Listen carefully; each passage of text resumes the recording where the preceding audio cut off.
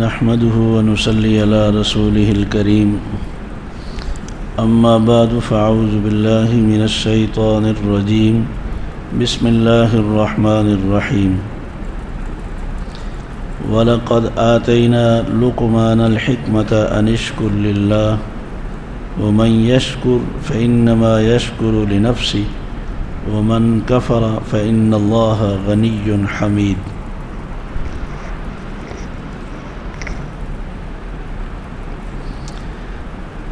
اور یقیناً ہم نے لقمان کو حکمت عطا کی۔ حکمت سے مراد فہم، دانائی، اور حکم دیا کہ اللہ کا شکر ادا کرو۔ وَمَن يَشْكُرْ فَإِنَّمَا يَشْكُرُ لِنَفْسِهِ، جو اللہ کا شکر ادا کرے اس کا سارا فائدہ اسی کو ہوتا ہے۔ وَمَن كَفَرَ، اور جو اللہ کی ناشکری کرے سب نقصان اسی کو ہوگا۔ فَإِنَّ اللَّهَ غَنِيٌّ، اللہ تو بے پرواہ ہیں، وہ تو تمہارے محتاج نہیں ہیں۔ حمید، وہ بڑی تعریفوں والا، ساری کائنات اور اس کے خزانوں کا مالک ہے۔ کسی کی ناشکری سے اس کی بادشاہت اور عزت میں کوئی کمی نہیں ہے، اور کسی کی شکر گزاری سے اس کی عزت اور خزانوں میں کوئی اضافہ نہیں ہوتا۔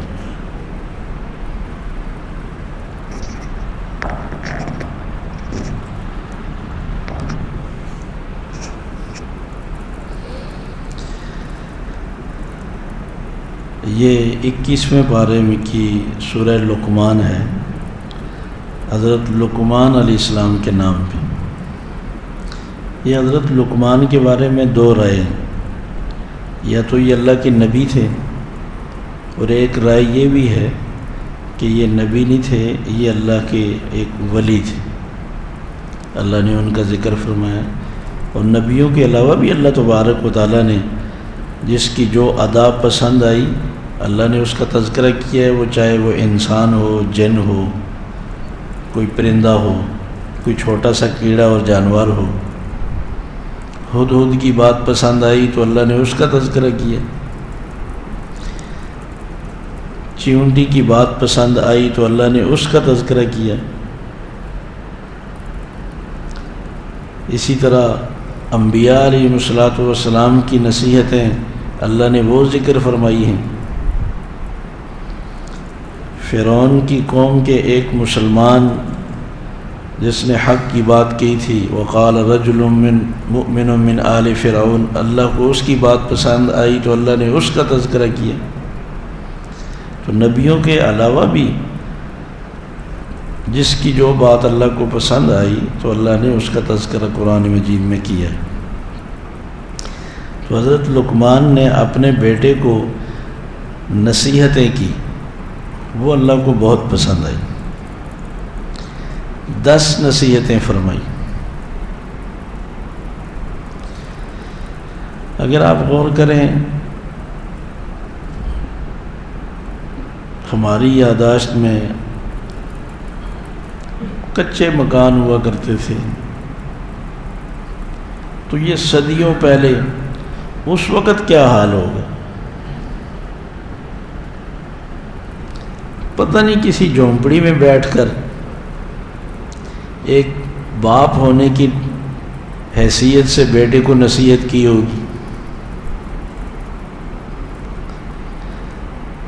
مگر عرش والے کو اتنی پسند آئی وہ نصیحت کہ اللہ تبارک و تعالیٰ نے اس کو قرآن مجید کا حصہ بنایا، اور قیامت تک آنے والے لوگ اس سے سبق حاصل کریں۔ عالی شان قالینوں پہ، صوفوں پہ بیٹھ کر اگر ایئر کنڈیشن میں بھی اگر ایسی کوئی اچھی بات ہماری زندگی میں نہ آئے جس کو اللہ پسند کرے تو کتنے افسوس کی بات ہو۔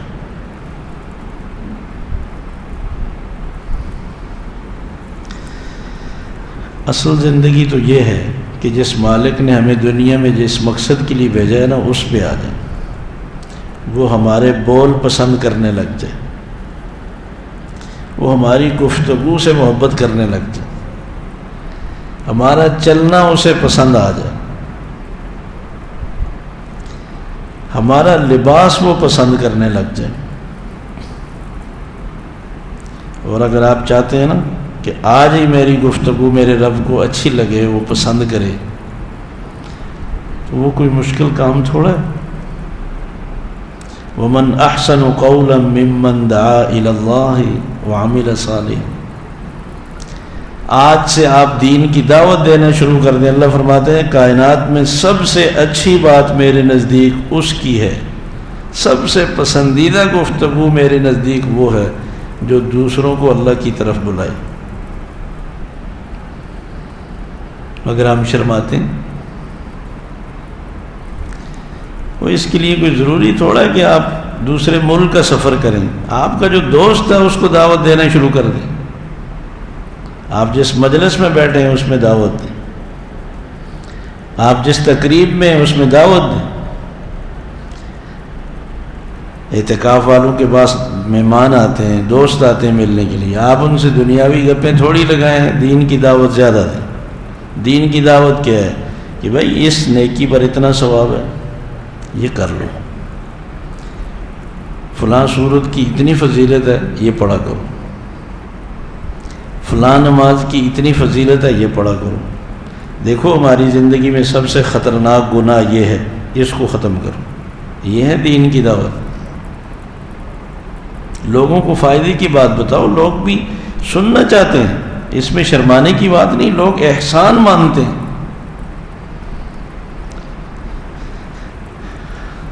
اگر ہمارا بولنا ہمارے رب کو اچھا لگتا ہے اور اسے پسند ہے، لقمان علیہ السلام نے یہی کام تو کیا تھا، وہ کوئی تصویریں تھوڑی کھنچوا کر انہوں نے میڈیا پہ چڑھائی تھی کہ اللہ کو پسند آ گئی، وہ کونے میں بیٹھ کر بیٹے کو سمجھا رہے ہیں۔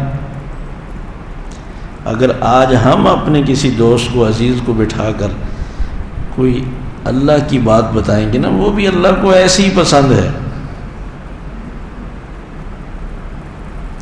ایک بات، یہ تو ایک تمہید تھی، لقمان علیہ السلام نے وہ کیا جو نصیحت فرمائی ہے، آغاز کس سے کی؟ نصیحتیں تو ان کو اللہ کو بہت پسند آئی، مگر اللہ نے ان کی ساری گفتگو میں، ساری نشست میں، ساری گفتگو میں ٹاپ میں پر کس بات کو رکھا کہ لقمان کی ساری باتوں میں مجھے سب سے اچھی بات کون سی لگی؟ فرمایا کہ وَإِذْ قَالَ لُقْمَانُ لِابْنِهِ وَهُوَ يَعِظُهُ، یاد کرو لقمان اپنے بیٹے کو واعظ کرتے ہوئے، نصیحت کرتے ہوئے کہہ رہا تھا، یا بنی لا تشرک باللہ، یا بنی لا تشرک باللہ۔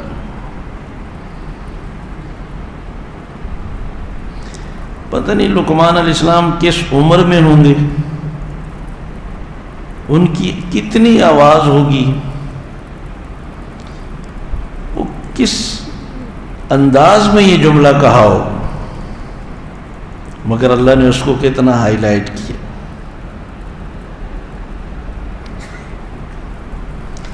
لا تشرک باللہ، اللہ کے ساتھ شرک نہ کرنا،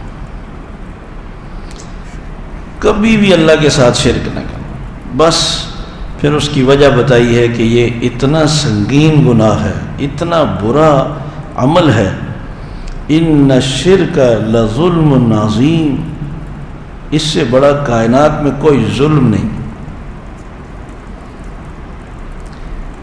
ظلم کس معنی میں؟ کوئی آدمی ماں باپ پہ ہاتھ اٹھائے نا، لوگ کیا کہتے ہیں؟ بڑا ظلم کیا تو، ساری زندگی تو ان کی نعمتیں کھا کھا کے، وہ تیرے لیے انہوں نے اپنی زندگی قربان کر دی، یہ بدلہ تھا؟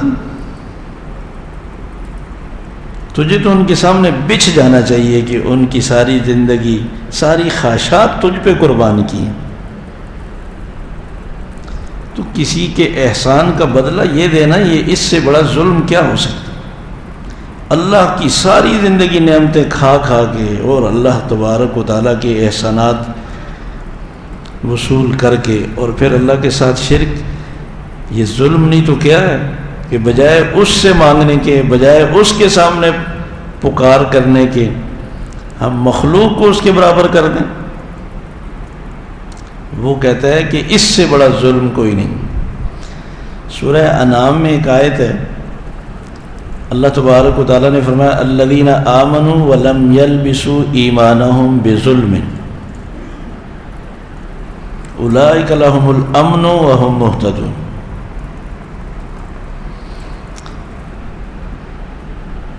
وہ لوگ جنہوں نے اپنے ایمان کو ظلم کے ساتھ نہیں ملایا، یعنی ایمان لانے کے بعد پھر زندگی میں کبھی ظلم نہیں کیا، ان کے لیے جنت ہے اور وہ راہ راست پر ہے۔ اگر ایمان لانے کے بعد بھی ظلم کیا ہے، کر رہے ہیں، ان کے لیے کوئی جنت نہیں، وہ گمراہ ہیں، سیدھے راستے پر نہیں۔ اس آیت کے نازل ہونے کے بعد صحیح بخاری میں آتا ہے، حدیث ہے، صحابہ اتنے پریشان ہوئے اور رسول اکرم صلی اللہ علیہ وسلم کی خدمت میں حاضر ہوئے کہ یا اللہ پھر تو ہم جنت سے گئے، پچھلی زندگی پر تو ہم نے رو دھو کر معافی مانگ لی،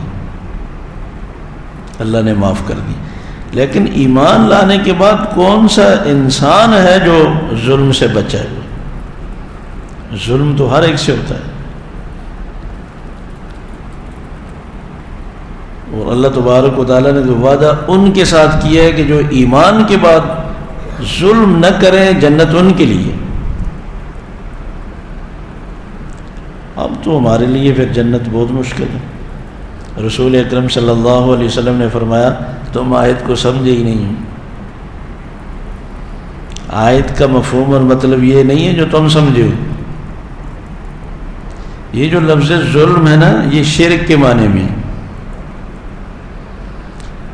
الذین آمنوا ولم یلبسوا ایمانہم بظلم یعنی بشرک، جن لوگوں نے ایمان لایا اور اس کے بعد پھر کبھی شرک نہیں کیا، اولئک لہم الامن وہم مہتدون، ان کے لیے ہے جنت، وہ ہیں سیدھے راستے پر۔ جو ایمان لانے کے بعد شرک بھی کر رہے ہیں، نہ جنت میں جائیں گے نہ وہ سیدھے راستے پر ہیں۔ صحابہ کو تو اطمینان ہوا کہ شکر الحمدللہ، لیکن ہمارے لیے ایک بڑا اہم پیغام ہے۔ جو یہ سمجھتے ہیں کہ اس امت سے شرک نہیں ہونا، یہ ہمیشہ مسلمان اور مومن ہی رہیں گے، کچھ بھی کر لیں، یا ہم تو کلمہ پڑھتے ہیں، مومن مشرک کیسے ہو سکتے؟ تو اللہ تبارک و تعالیٰ نے فرمایا کہ ایمان کے بعد تم نے شرک سے بھی بچنا ہے۔ اگر ایمان لانے کے بعد تم شرک سے نہیں بچے تو پھر جنت کا خیال نہ رکھنا، اور تم اپنے آپ کو پھر سیدھے راستے پر نہ سمجھنا، پھر دھوکے بھی۔ شرک کی وضاحت خود اللہ نے جتنی کی ہے اتنی کوئی نہیں کر سکتا۔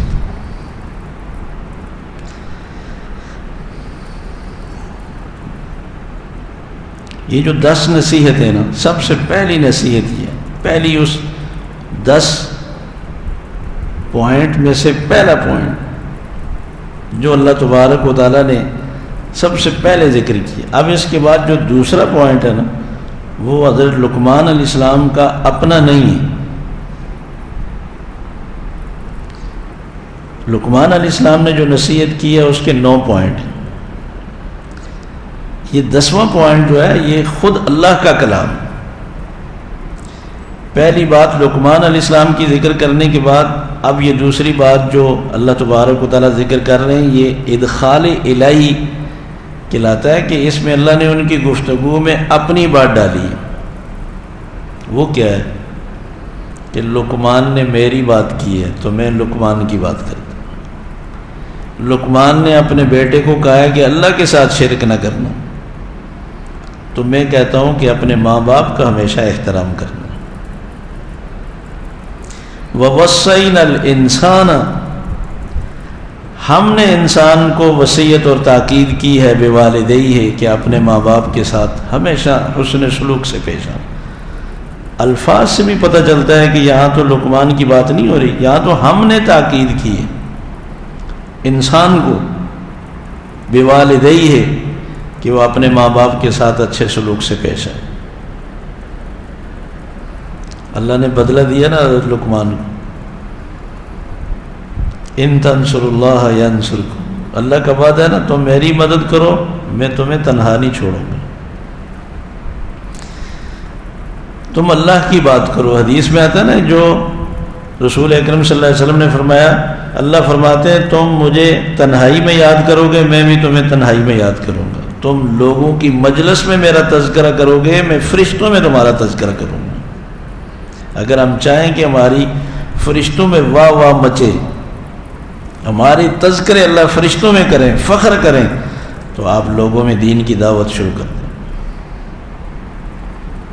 پھر اللہ تبارک و تعالیٰ فرشتوں کے سامنے تذکرے کریں۔ اللہ ہمیں یہ جذبہ نصیب فرمائے۔ فرمایا ماں باپ کی وضاحت، اس ماں باپ کے احسانات جتلاتے ہوئے اللہ فرماتے ہیں حملتہ وہنا علی وہن، دیکھو ماں باپ کا تذکرہ کرنے کے بعد پھر اللہ نے ماں کو بیان کرنا شروع کر دی، ماں نے تکلیف پر تکلیف اٹھائی۔ وَفِصَالُهُ فِي عَامَيْنِ، اور دودھ چھڑانے کی مدت 2 سال ہے، 2 سال تک اس نے جننے کے بعد بھی اپنے جسم کے ساتھ اسے ایسا چپکائے رکھا ہے کہ اس کے جسم کا وہ حصہ رہا ہے، کبھی گود میں ہے کبھی ہاتھوں میں ہے کبھی دودھ پلا رہی ہے۔ 2 سال تک بچہ ماں کو کتنا ستاتا ہے، کتنا رلاتا ہے، کتنا تنگ کرتا ہے، اس ساری تکلیفوں کو اللہ تبارک و تعالیٰ نے یہ 2 سال کی مدت میں بند کر دی۔ مفسرین نے لکھا ہے کہ اللہ تبارک و تعالیٰ نے ماں کی تکلیفوں کا تذکرہ کر کے اشارہ کیا اس بات کی طرف کہ ماں باپ میں بھی ماں کی تکلیفوں کی کوئی حد نہیں۔ وہ ایک حدیث میں آتا ہے رسول اکرم صلی اللہ علیہ وسلم سے صحابی نے پوچھا کہ یا رسول اللہ میری خدمت کا سب سے زیادہ مستحق کون ہے اس دنیا میں؟ فرمایا ماں۔ اس نے کہا اس کے بعد؟ فرمایا ماں۔ کہا اس کے بعد؟ کہا ماں۔ کہا اس کے بعد؟ کہا باپ۔ یہ مطلب نہیں ہے کہ باپ پانی بھی مانگتا رہے، آپ مڑ مڑ کے والدہ سے پوچھیں کہ کوئی میرے لائق حکم، کوئی خدمت۔ یہ تو ایک اللہ تبارک و تعالیٰ نے اس خدمت کی حد بتائی ہے، ورنہ جس وقت ضرورت جس کو زیادہ ہے آپ اس طرف بڑھیں۔ والد صاحب بیمار ہیں اور والدہ کو کہہ رہے ہیں اگر آپ بولیں گی تو میں ان کی خدمت کروں گا، ایسا نہیں ہے۔ یہ تو صرف اللہ تبارک و تعالیٰ نے ان کا ایک احسانات یا ان کی محنت مشقت کا موازنہ کیا ہے کہ ماں کی تکلیفیں زیادہ ہیں۔ انشکر لی ولوالدیک، میرا بھی شکر ادا کرو اور اپنے ماں باپ کا بھی شکر ادا کرو۔ ماں باپ کا شکر ادا کرنے کا مطلب یہ ہے کہ ماں باپ کو ستانا نہیں، ماں باپ کو رلانا نہیں، ماں باپ کو تکلیف نہ پہنچانا۔ سورہ بنی اسرائیل میں اللہ تبارک و تعالیٰ نے 6 ہدایات جاری کی ہیں ہر اولاد کو ماں باپ کے لیے۔ ایک تو فرمایا کہ ہمیشہ ماں باپ کے ساتھ اچھا سلوک، اچھا برتاؤ، مال خرچ کرو، جانی خدمت کرو، جتنا تم سے ہو سکتا ہے کہ تم ان کے ساتھ خوبصورت سلوک کرو۔ اور دوسرا فرمایا فلا تقل لہما اف، اگر ماں باپ ڈانٹ بھی دے نا تم نے آگے جواب میں اف تک نہیں کرنا، ان کو حق ہے۔ جو لوگ اپنے ماں باپ کو بددعائیں دے رہے ہوتے ہیں، برے تذکرے کر رہے ہوتے ہیں، لوگوں سے شکایات کر رہے ہوتے ہیں، ان کو تو شرم کرنی چاہیے۔ یہ اللہ روک رہے ہیں، ہم نہیں روک رہے، اللہ فرما رہے ہیں اف تک بھی مت کرو اگر تمہیں ہاتھ بھی ماں باپ اٹھا دیں۔ اور اگر ماں باپ غلط ہیں، غلط صحیح، ولا تنہرہما، تمہیں حق نہیں ان کو جھڑکنے کا. وقل لہما قولا کریما، ماں باپ سے بولنے کا انداز، ٹون تمہاری صحیح ہونی چاہیے. وہ تمہارے نوکر اور ملازم نہیں، ماں باپ ہیں. بے شک تم افسر ہو، بہت مالدار ہو، بہت قابل ہو تو اولاد نہ، وہ تو ماں باپ ہیں. واخفض لہما جناح الذل من الرحمہ، ان کے سامنے بچھ جاؤ. گرمی سردی، آپ تھکے ہوئے نہیں تھکے ہوئے، کچھ بھی جو کہ حاضر. اور آخری بات، وقل رب ارحمہما کما ربیانی صغیرا، اپنے ماں باپ کی تنہائیوں میں بیٹھ کر ان کے لیے دعائیں مانگو. کتنی خوبصورت نصیحت فرمائی اللہ تبارک و تعالیٰ نے. اللہ ہمیں عمل کی توفیق نصیب فرمائے. ایک صحابی نے رسول اکرم صلی اللہ علیہ وسلم سے سوال کیا کہ یا رسول اللہ، اگر کسی بندے کو ماں باپ کی وفات کے بعد احساس ہوا ہو کہ میں جتنی خدمت ہونی چاہیے تھی نہیں کر سکا، تو اس کے بعد بھی کوئی ممکن ہے کہ کوئی ماں باپ کی اس خدمت میں کوتاہی کی تلافی ہو سکے؟ آپ نے فرمایا بالکل ہے موقع. بڑے خوش ہوئے. انہوں نے کہا کیا ہے؟ آپ نے فرمایا کہ ماں باپ کی مغفرت اور بخشش کی اتنی دعائیں مانگی جائیں، اتنی دعائیں کی جائیں کہ بندے کو یقین ہو جائے کہ اب میرے رب نے انہیں معاف کر دیا ہو. اللہ تبارک و تعالیٰ ایسی اولاد کو بھی خدمت گزاروں میں، فرما برداروں میں لکھتے ہیں. اصل خدمت تو شروع ہی ماں باپ کی وفات کے بعد ہوتی ہے. اللہ ہمیں خوب ماں باپ کے حق میں دعائیں مانگنے کی توفیق نصیب فرمائے. اب لقمان علیہ السلام کی نصیحت کو پھر اللہ تبارک و تعالیٰ اگلی نصیحت فرما رہے ہیں اولاد کو. وَإِن جَاهَدَاكَ عَلَىٰ أَن تُشْرِكَ بِي مَا لَيْسَ لَكَ بِهِ عِلْمٌ، کہ دیکھو ماں باپ کا بڑا مقام ہے. یہ 6 پوائنٹ تو بتائے، لیکن اگر اس کے باوجود ماں باپ تمہیں شرک پر دباؤ ڈالیں، مجبور کریں، فرمایا فلا تطعهما، تو یہ شرک والی بات نہیں ماننا. اچھا تو کیا لڑنا ہے ان سے، جہاد کرنا ہے؟ نہیں. وصاحبهما فی الدنیا معروفا، پھر بھی تم نے ان سے اخلاق سے، حسن سلوک سے پیش آنا. یہ جو شرک والی بات ہے، اس کے نہ ماننے پر تم سے اللہ ناراض نہیں ہوگی، ماننے پر اللہ ناراض ہوگا. حضرت سعد بن ابی وقاص رضی اللہ تعالیٰ عنہ جب مسلمان ہوئے نا، تو ماں نے بلا کر کہا کہ دیکھو مجھے پتہ چلا تم مسلمان ہو گئے. انہوں نے کہا ہاں اماں مسلمان تو ہو گیا ہوں. کہا دیکھو تمہارے نبی کا کہنا یہ ہے کہ ماں باپ کی بات مانو. جی بالکل وہ یہی فرماتے ہیں. تو میں تمہاری ماں ہوں، میں تمہیں کہہ رہی ہوں کہ چھوڑ دو اس کو. اگر تم نہیں چھوڑو گے، باپ دادا کی دین پر نہیں آؤ گے، یعنی شرک پر، تو میں آج سے کھانا چھوڑ دی، میں آج سے بھوک ہڑتال کرتی ہوں، میں سر پہ چادر نہیں رکھوں گی، سائے میں نہیں بیٹھوں گی، بھوکی پیاسی دھوپ پہ تڑپ کے مر جاؤں گی، دنیا دیکھے گی یہ تماشا.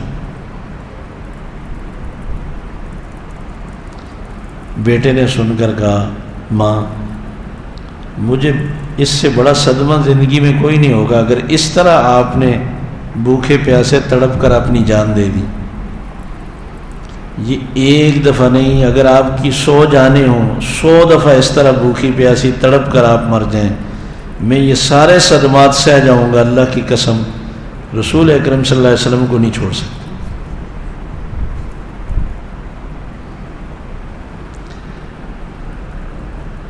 صحیح بخاری میں آتا ہے رسول اکرم صلی اللہ علیہ وسلم نے جنگ احد میں جہاں سارے تیر چلا رہے تھے نا، حضرت سعد کے پاس آپ گئے، جو تیر پھینک رہے نا صحیح نشانے پہ لگتا، آپ نے اپنے تیر بھی اٹھائے اور حضرت سعد کے حوالے کیے. فرمایا ارم فدا کا ابی و امی یا سعد، سعد میرے ماں باپ تجھ پہ قربان جائیں، تو چلاتا جا، میں تمہیں تیر پکڑاتا جاتا ہوں.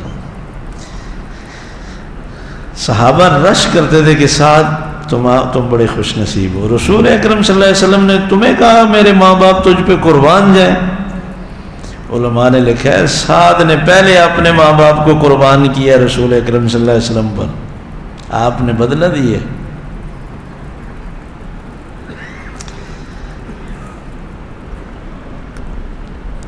وَاتَّبِعْ سَبِيلَ مَنْ أَنَابَ إِلَيَّ، اور فرمایا اس کی راہ پہ چلو جو میری طرف جھکا ہوا ہے، جو میرا فرما بردار ہے، اس کی بات مانو، اس کی صحبت میں بیٹھو، اس کا کہنا مانو۔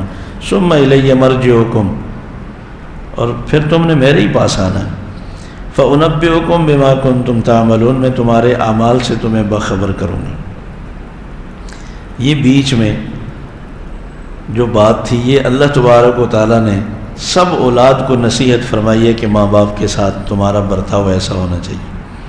پھر حضرت لقمان کی بات شروع کر دی اللہ تبارک و تعالیٰ نے، یا بنی انہا ان تک مثقال حبۃ من خردل فتکن فی صخرۃ او فی السماوات او فی الارض یأتی بها اللہ، اے بیٹا اگر کوئی گناہ رائی کے دانے کے برابر بھی تم نے کیا، کسی غار میں گھس کر کیا، یا وہ گناہ کی آسمانوں میں ہو یا کسی زمین صحرا میں ہو، قیامت کے دن اللہ تبارک و تعالیٰ وہ تمہارے سامنے پیش کر دے، وہ گناہ چھپ نہیں سکتا، تم جتنا بھی چھپا کے کرو۔ اور اگر تم نے ذرہ برابر کوئی نیکی کی ہے بھلے چھپ کر کی ہے، اللہ نیکی کو بھی محفوظ کر دیتے ہیں، وہ بھی قیامت کے دن تمہارے سامنے پیش کر دیں۔ فَمَن يَعْمَلْ مِثْقَالَ ذَرَّةٍ خَيْرًا يَرَهُ وَمَن يَعْمَلْ مِثْقَالَ ذَرَّةٍ شَرًّا، نیکی کا کسی کو بتانے کی ضرورت نہیں، جس کے لیے کی ہے اس کو پتہ ہے، اس نے محفوظ کر دی۔ اس لیے فرمایا کہ اگر گناہ بھی چھپ کر کیے ہے نا تو پھر اس کی دعوت مت دو، اللہ سے معافی مانگو۔ گناہ کو بیان کرنا بھی گناہ ہے۔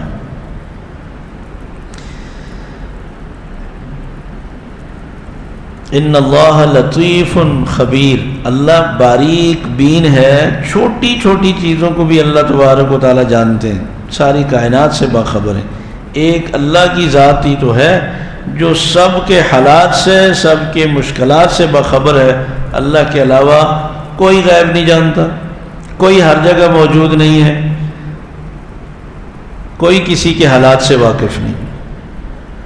تو اسی لیے کہا اللہ نے یہ پکارنا بھی صرف اسی کا حق ہے، عبادت بھی اسی کا حق ہے جو واقف ہے، جو جانتا ہے۔ اگلی نصیحت فرمائی، یا بنی اقم الصلاۃ، یہ سب سے پہلا جو پوائنٹ تھا نا، یہ عقائد کی نصیحت فرمائی کہ بیٹا شرک نہ کرنا، عقیدہ ساری زندگی ٹھیک رکھنا۔ پھر ماں باپ کے لیے جو نصیحت فرمائی ہے نا، یہ صلہ رحمی کی نصیحت ہے کہ اپنے تمہارے رشتہ داروں میں سب سے زیادہ حقدار ماں باپ ہیں۔ اور پھر اس کے بعد ایک امر مصلح اصلاحی نصیحت فرمائی ہے کہ نماز کا، نیکی کا اہتمام کرنا، برائی سے بچ کے رہنا۔ اور اب فرمایا کہ جب اپنی تکمیل ہو جائے، تم نے برائی سے بھی بچنے کا اہتمام کیا، تم نے شرک سے بھی بچنے کا اہتمام کیا، صلہ رحمی کا بھی کیا، اب تمہاری تکمیل ہو گئی، اب دوسروں کی تکمیل کی طرف بڑھو۔ یا بنی اقم الصلاۃ وامر بالمعروف وانہی عن المنکر، اے بیٹا نماز قائم کرنا اپنی اصلاح کے لیے اور دوسروں کی اصلاح کے لیے۔ اس نماز کا دوسروں کو بھی کہیں، اس توحید کی دعوت دوسروں کو بھی دیں۔ شرک سے جیسے خود بچتے ہو، دوسروں کو بھی دعوت دو کہ شرک سے بچنا۔ ماں باپ کے ساتھ جس طرح خود اچھا سلوک کرتے ہو، دوسروں کو بھی اس کی دعوت دو۔ نیکی سے جیسے خود باخبر ہو کر کرتے ہو، دوسروں کو بھی کہو۔ برائی سے خود بچتے ہو تو دوسروں کو بھی برائی سے روکو کہ برائی چھوڑ دو۔ اور دیکھو جب تم یہ کام کرو گے نا، دوسروں کو توحید کی دعوت دو گے، دوسروں کو ماں باپ کے ساتھ حسن سلوک کی دعوت دو گے، اور دوسروں کو جب تم برائی سے منع کرو گے، لازماً تم پر مصائب آئیں گے۔ تو وصبر، اس پہ صبر کر، علی ما اصابک ان ذلک من عزم الامور، یہ اللہ کی طرف سے آنے والے مصائب پر صبر کرنا یہ ہمت کے کاموں میں سے، ہمت سے کام لینا۔ انبیاء علیہ الصلوۃ والسلام پر بھی آئے، اللہ نے ان کو بھی یہی تسلی دی، صبر سے کام لو۔ اب آخر میں اللہ تبارک و تعالیٰ حضرت لقمان علیہ السلام کا وہ پوائنٹ ذکر کر رہے ہیں جو اخلاقیات کی نصیحت۔ حضرت لقمان نے بیٹے سے کہا وَلَا تُصَعِّرْ خَدَّكَ لِلنَّاسِ، بیٹا لوگوں سے تکبرانہ انداز سے نہیں بات کرنا، گال پھلا کر نہیں بولنا کسی سے، عاجزانہ تمہاری تواضع ہونی چاہیے تمہاری گفتگو میں بھی، اور ہر ایک کے ساتھ تمہارا رویہ اچھا ہو، مسکرا کر بات کرو۔ وَلَا تَمْشِ فِي الْأَرْضِ مَرَحًا، اور زمین میں اکڑ کر مت چلنا۔ ان اللہ لا يحب كل مختال فخور، بے شک اللہ تبارک و تعالیٰ کو تکبر کی چال چلنے والا پسند نہیں، شیخی خور بڑے بول بولنے والا اللہ کو اچھا نہیں لگتا۔ جتنی بھی نیکیاں ہوں، جتنے بھی اچھے کام ہوں، اگر گفتگو میں بڑے بول ہیں، گفتگو میں یہ بندہ پھر اللہ کو اچھا نہیں لگتا۔ تو ہمیں عقائد بھی ٹھیک کرنے ہیں، اعمال بھی ٹھیک کرنے ہیں، اس کے ساتھ ہمیں اپنی گفتگو کا انداز بھی ٹھیک کرنا ہے، اخلاق بھی ٹھیک کرنے ہیں۔ وَاقْصِدْ فِي مَشْيِكَ وَاغْضُضْ مِنْ صَوْتِكَ، اب میانہ روی چلنے کی نصیحت فرما رہے ہیں کہ دیکھو تمہارے اعمال میں بھی میانہ روی ہونا چاہیے اور تمہاری گفتگو میں بھی میانہ روی ہونا چاہیے۔ دیکھو فرمایا کہ چال میں میانہ روی رکھو، اتنا بھی آہستہ نہ چلو کہ ہر کام سے رہ جاؤ، اور اتنا بھی نہ دوڑو کہ تم دوسروں کو بھی تکلیف پہنچاؤ اور خود بھی تکلیف میں پڑو۔ میانہ روی چال رکھو، عمل میں میانہ روی اختیار کرو۔ وَاغْضُضْ مِنْ صَوْتِكَ، اتنا آہستہ نہ بولو کہ دوسرے کو سمجھ نہ آئے، اتنا چیخ کر نہ بولو کہ دوسرے کو تکلیف ہونے لگے۔ گفتگو میں بھی میانہ روی رکھو۔ إِنَّ أَنْكَرَ الْأَصْوَاتِ لَصَوْتُ الْحَمِيرِ، تمام آوازوں میں سب سے بری آواز گدھے کی آواز۔ اگر اونچا بولنا اچھا لگتا ہوتا تو پھر گدھے کی آواز سب کو اچھی لگتی، کسی کو بھی اچھی نہیں لگتی۔ چلا کر بولنا اللہ کو اتنا برا لگتا۔ اللہ تبارک و تعالیٰ نے اس کو تشبیہ گدھے کی آواز سے دی، اور چلانے والے کو پھر گدھے سے تشبیہ ہوتی۔ یہ خوبصورت گفتگو تھی حضرت لقمان علیہ السلام کی، جو اللہ تبارک و تعالیٰ نے اتنی پسند کی وہ میرے اور آپ تک اللہ تبارک و تعالیٰ نے پہنچا دی ہے، یہ بتانے کے لیے کہ اگر نصیحت کرنی ہو تو پھر ایسی کرو جیسے لقمان نے کی۔ صرف ہر وقت یہی سوال رہے کہ بیٹا صحت کا خیال رکھنا، صحت کا خیال رکھنا، پڑھائی کا خیال رکھنا، اور بس اس کے عقائد کے متعلق تمہاری کوئی ذمہ داری نہیں ہے۔ وہ کیا عقیدہ رکھتا ہے، اس کی سوچ کیا ہے، اللہ کے متعلق اس کے کیا نظریات ہیں، یہ صحت، یہ تعلیم، یہ باقی گھر کے کام کا سب آخر میں سب سے پہلے بنیادی چیز یہ ہے بچوں کو سمجھانے کی کہ ان کے عقائد درست کریں، اللہ کے ساتھ جوڑیں۔ وہ کہتے ہیں چلیں جی نماز تو اپنی بات ہے، یہ ہماری ذمہ داری ہے اس کو پڑھانا، ہماری ذمہ داری ہے اس کو اخلاق سکھانا، یہ جانے اور اس کی قبر جانے، نماز خود سیکھ لے گا۔ یہ کیا بات ہوئی؟ اللہ تبارک و تعالیٰ نے تو اخلاقیات سے بھی پہلے نماز کی اہمیت ذکر کی ہے۔ نمازی بناؤ، نماز صحیح سمجھ کر پڑھے گا، اخلاقیات بھی ٹھیک ہوں گے۔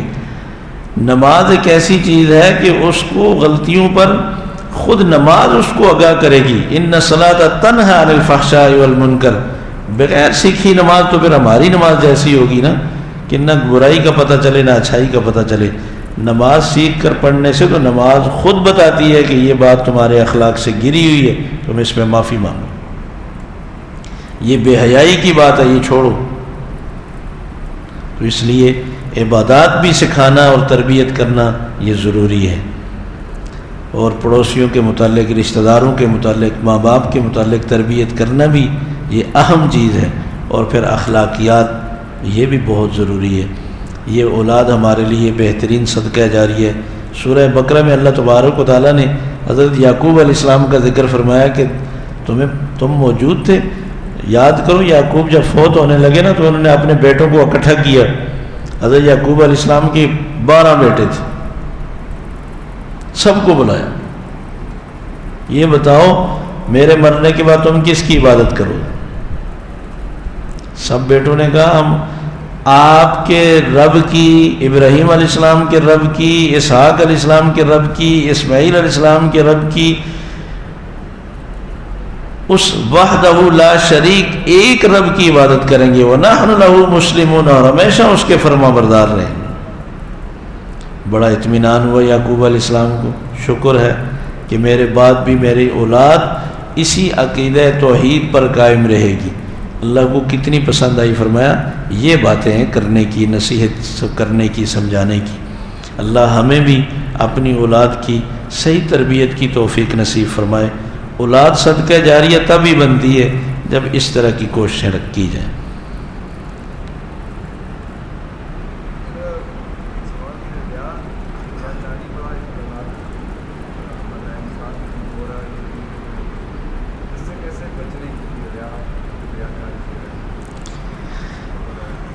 تکبر اور ریاکاری سے بچنے کے لیے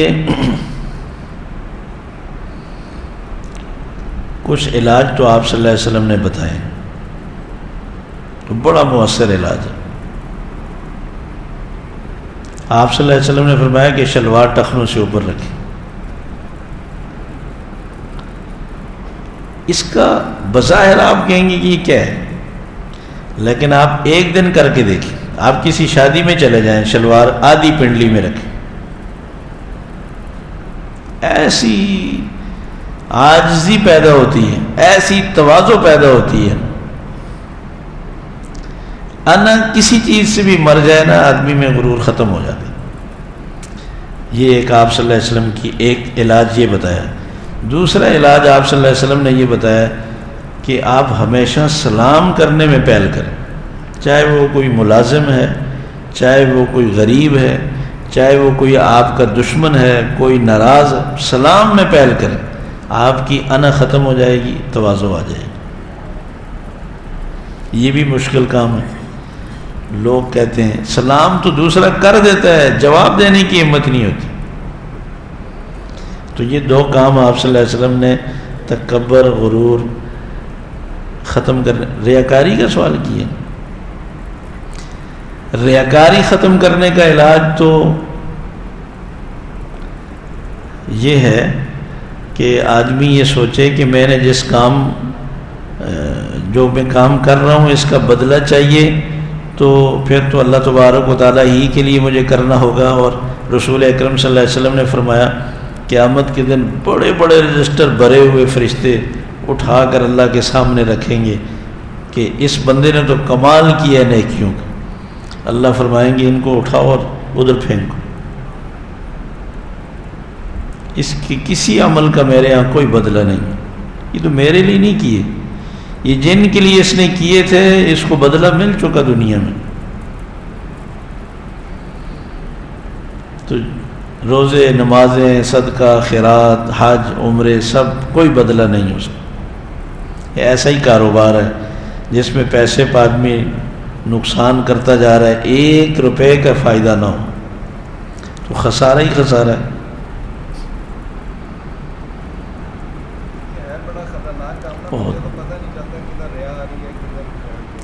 بس بار بار اللہ اپنی نیت کو ٹٹولے، بار بار یہ دیکھے کہ میری نیت میں کہیں دکھلاوا تو نہیں آ رہا۔ اگر خدا نہ خواستہ ذرا سا خیال بھی آئے تو استغفار کثرت سے کرے، لا حول ولا قوت، استغفار کرے۔ اور اپنی تعریف نہ کرے کہ یہ میں نے کام کیا، یہ سب میرے رب نے مجھے توفیق دی، یہ اپنی طرف نسبت اللہ کو بہت بری لگتی، یہ میں نے کیا، یہ میں نے نہیں، میرے رب نے توفیق دی۔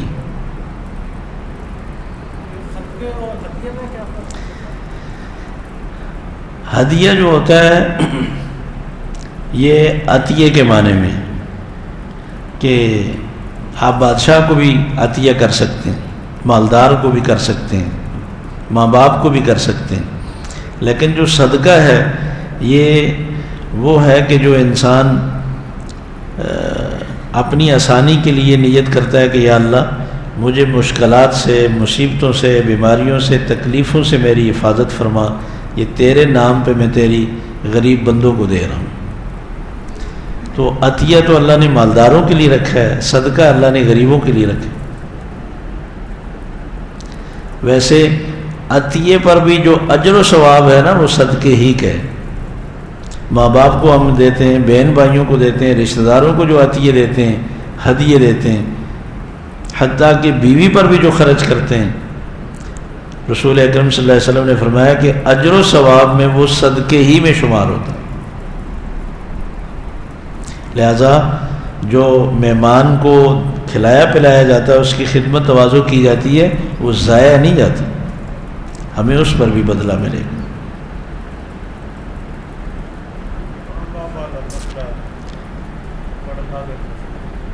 ماں باپ والا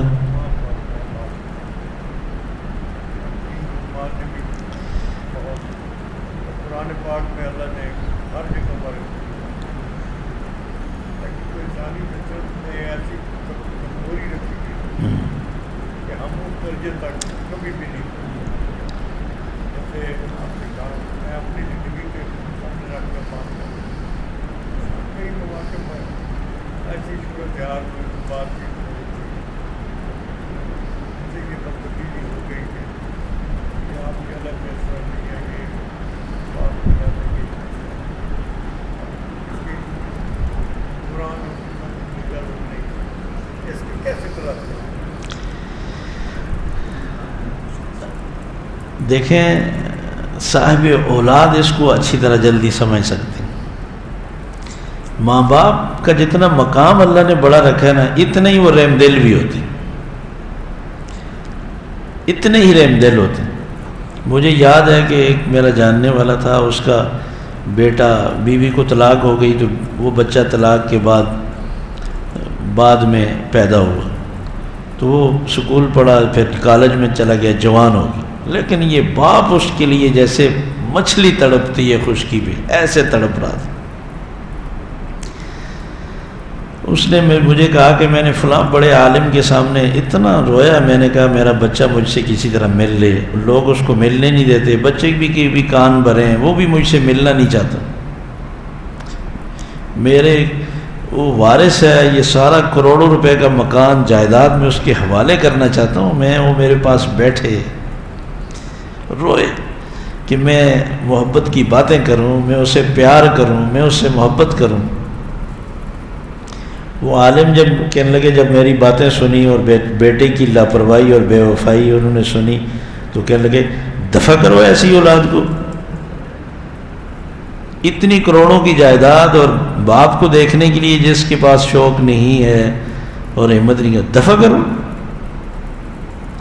چیخ نکل گئی اس کی، کہنے لگا میں نے ان کو کہا آپ نے اولاد کا باپ کا درد ہی نہیں سمجھے، آپ نے کیسے کہہ دی یہ بات؟ تو مجھے ایسا اندازہ ہوا کہ میں نے کہا ماں باپ کی محبت کی کوئی انتہا نہیں۔ بچے کی بے وفائی دیکھیں، اس بندے کو اتنا غصہ آیا، اس کے غصے کو یہ کہہ رہا ہے کہ تم باپ کا درد ہی نہیں سمجھ سکے، یہ بھی بات گوارا نہیں کی کہ میرے بچے کو اس نے یہ کیوں کہا ہے۔ تو میں یہ بتانا چاہتا ہوں کہ اگر ہمیں اپنی اولاد سے شکوے شکایات ہوں، وہ اولاد ہمارے گلے لگ جائے اور پاؤں میں پڑ کر معافی مانگے، تو ہمارا پھر کیا دل ہوگا؟ ہم ساری زندگی کی غلطیاں کوتاہیاں کیسی معاف کریں گے؟ تو ماں باپ کے حق میں ہمیں احسانات کرنے چاہیے، زندگی میں اگر موقع مل جائے تو معاف کرنا تو بہت آسان ہے، یعنی ان سے معافی مانگنا، اور اگر فوت ہو گئے ہوں تو پھر رسول اکرم صلی اللہ علیہ وسلم نے جو طریقہ بتایا ہے کہ اتنی بخشش کی دعائیں مانگی جائیں کہ وہاں بھی ہماری دعاؤں سے ماں باپ کو جب راحت پہنچے گی نا تو وہاں ہاتھ اٹھا لیں گے، اور پھر ماں باپ تو ماں باپ ہے نا، وہ پھر اللہ کے سامنے کس طرح ہماری سفارش کریں گے اور کیسے ہمارے لیے تڑپیں گے، جیسے اس والد نے یہ لفظ سن کر گوارا نہیں کیا کہ ایسے نافرمان بیٹے کے لیے بھی کوئی یہ بات کہے۔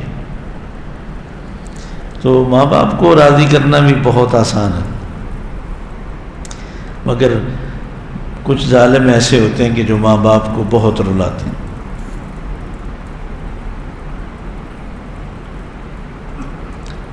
یہ گاؤں دیہات کی بات نہیں، یہ فیز 1 کے حالات بھی اگر آپ سنیں گے رو پڑیں گے، کتنے لوگوں نے شکایت کی رو رو کر کہ بیٹے مارتے ہیں۔ ایک آدمی نے کہا مجھے بیٹی مارتی ہے، کتنے دکھ کی بات۔ ایک نے مجھے کہا مجھے ایسے رکھا ہوا جیسے قیدی کو رکھا جاتا، کبھی میں 2 دن تک بھی بھوکا رہتا، مجھے اجازت نہیں میں کمرے سے نکل کر کچن میں جا سکوں۔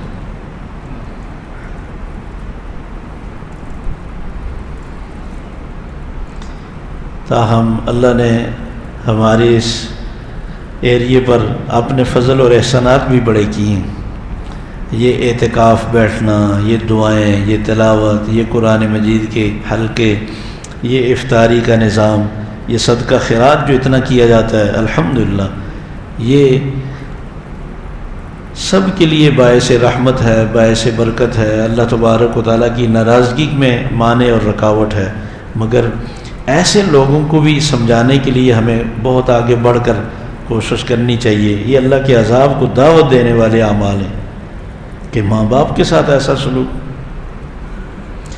اصل کوتاہی بھی ماں باپ کی ہے نا۔ ہم نے ان کو کیا سکھایا، کیا تربیت کیا، تعلیم ہی صحیح نہیں دی۔ جن ماں باپ نے اپنی اولاد کی تربیت کا اچھا خیال رکھا، دین سے جوڑا، کبھی بھی وہ اولاد ماں باپ کے ساتھ برا سلوک نہیں کرے گی۔ اگر غلطی ہو جائے تو احساس ہو جائے گا کہ غلطی ہو گئی۔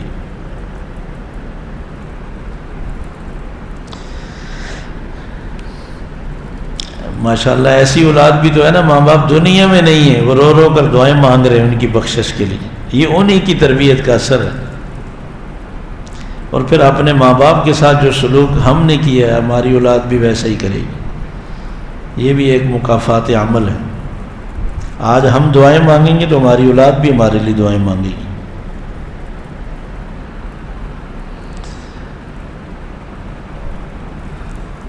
ربنا آتنا فی الدنیا حسنہ وفی الآخرۃ حسنہ وقنا عذاب النار۔ اللہم انا نسألک العفو والعافیۃ فی الدنیا والآخرہ۔ اللہم انا نسألک الجنۃ ونعوذ بک من النار۔ اللہم انا نسألک الجنۃ ونعوذ بک من النار۔ اللہم انا نسألک الجنۃ ونعوذ بک من النار۔ یا اللہ تو ہم سے راضی ہو جا، یا اللہ تو ہم سے راضی ہو جا، یا اللہ تو نے ہمیں اسلام کی، ایمان کی توفیق بخشی، یا اللہ یہ تیرے پیغامات ہم تک پہنچے، یا اللہ یہ بھی تیرا فضل اور احسان ہے، یا اللہ تو نے ہمیں جگا دیا، تو نے زندگی میں ہمیں بیدار اور آگاہ کر دیا کہ ہمارے عقائد کیسے ہونے چاہیے، ہمیں کن برے عقائد سے بچنا چاہیے۔ یا اللہ 100% ہمارے عقائد کو درست فرما دے، شرک و بدعات سے ہماری حفاظت فرما، شرک کی تاریکی سے، گمراہی سے ہماری حفاظت فرما، ہماری بھی، ہماری اہل و عیال کی بھی، سارے مسلمانوں کی حفاظت فرما۔ یا اللہ کی ہم اس دھوکے میں نہ رہیں کہ ہم مسلمان ہیں اور شرک میں پڑے رہیں، یا اللہ ہمیشہ کے لیے جنت سے محروم ہو جائیں۔ یا اللہ اس ظلم عظیم سے ساری زندگی ہماری حفاظت فرما۔ یا اللہ جیسے حضرت لقمان نے اپنی اولاد کو نصیحت فرمائی، ہمیں بھی اپنی اولاد کی ایسی تربیت کی توفیق نصیب فرما۔ اس کوتاہی میں یا اللہ ہماری، یا اللہ تو ہمیں معاف فرما دے۔ یا اللہ ہمیں اعمال صالحہ کا ایسا ہی پابند بنا جس طرح حضرت لقمان نے اپنے بیٹے کو نصیحت فرمائی، برائیوں سے ایسے ہی ہماری حفاظت فرما جیسے حضرت لقمان نے نصیحت فرمائی۔ یا اللہ اس دین کو ایسے ہی دوسروں تک پہنچانے اور اس کو دنیا میں پھیلانے کی ہمیں توفیق عطا فرما جیسے حضرت لقمان نے اپنے بیٹے کو نصیحت فرمائی۔ یا اللہ جس طرح آپ کو پسند ہے یا اللہ ہمارے بول، ہماری رفتار اور گفتار تو اپنے رضا کے مطابق بنا دے، ہم تیرے دین کی دعوت دینے والے بن جائیں، تیری توحید اور تیرے تذکرے کرنے والے بن جائیں۔ یا اللہ اگر تجھے یہ بول پسند ہیں تو ہماری ساری زندگی کی گفتگو کو ایسا ہی بنا دے۔ یا اللہ ہمارا اٹھنا بیٹھنا اوڑھنا بچھونا یا اللہ اسی دعوت کو بنا دے۔ یا اللہ ہماری خوشی غمی پوری زندگی ہماری زبان سے اگر کوئی بات نکلے تو تیری ہی تعریف کی نکلے، تیرے دین کی طرف نکلے۔ یا اللہ یا ہم کسی کو اچھائی کا بولیں یا برائی سے روکیں، یا اللہ ہم اپنی کی بھی اصلاح کریں، دوسروں کی اصلاح کے لیے بھی فکر مند ہو جائیں۔ یا اللہ تو یہ جذبہ نصیب فرما، یا اللہ تو یہ جذبہ نصیب فرما۔ یا اللہ ہمارے بس میں ہو تو پوری دنیا سے کفر اور شرک کو مٹا دے۔ یا اللہ اگر ہمارے اختیار میں ہو تو ہم چن چن کر پورے ملک سے برائی کو ختم کر دیں۔ یا اللہ ہم اپنی وسعت کے مطابق محنت اور کوشش ہی کر سکتے ہیں، یا اللہ تو اس کو قبول فرما لے۔ یا اللہ ہم دعا کر سکتے ہیں تو اپنے فضل سے پوری دنیا سے کفر اور شرک کے اندھیروں کو ختم فرما دے۔ یا اللہ پوری دنیا سے ہر طرح کی برائی کو مٹا دے، خصوصاً ہمارے اس ملک سے یا اللہ ہر طرح کی برائی کو صاف کر دے، اس خطے کو پاک اور صاف کر دے۔ یا اللہ جس طرح اس کا نام پاکستان ہے، یا اللہ ہر طرح کی برائی سے، اپنی نافرمانی سے، سرکشی اور بغاوت سے اور برے ماحول سے اس کو پاک و صاف فرما دے۔ یا اللہ یہ تیرے دین کی خاطر اور یا اللہ یہ اسلام کی سربلندی کی خاطر، یا اللہ تیری عبادت کی خاطر حاصل کیا گیا۔ یا اللہ تو اس کو اپنی عبادت کا گہوارہ بنا دے، قرآن و سنت کا ماحول بنا دے، اسلامی نظام کا مرکز بنا دے۔ یا اللہ ساری دنیا اس سے تیرے دین کو سیکھے اور اس کو اپنے لیے نمونہ اور آئیڈیل بنائے۔ یا اللہ جس طرح آپ نے پوری دنیا میں خصوصاً اسلامی ممالک میں اس کو عزت عطا فرمائی ہے، یا اللہ تو باقی کمزوریوں کی بھی تلافی فرما۔ یا اللہ اس کے لیے قربانیاں دینے والوں کو بھی پورا پورا اجر اور صلہ عطا فرما، ان کی بخشش فرما، ان کے درجات کو بلند فرما، ان کی قبروں کو جنت کا باغ بنا دے۔ یا اللہ اس کی حفاظت کرنے والوں کو بھی اپنے خزانوں سے یا اللہ تو ان کو عطا فرما۔ یا اللہ اس کی برائی چاہنے والوں کو ہدایت نصیب فرما۔ یا اللہ اس کی ہر طرح کی سازشوں سے حفاظت فرما، اس کو مستحکم فرما، خوشحال فرما۔ یا اللہ اس میں ماحول اچھا کرنے والوں کی مدد فرما، یا اللہ برائی کو مٹانے والوں کی مدد فرما۔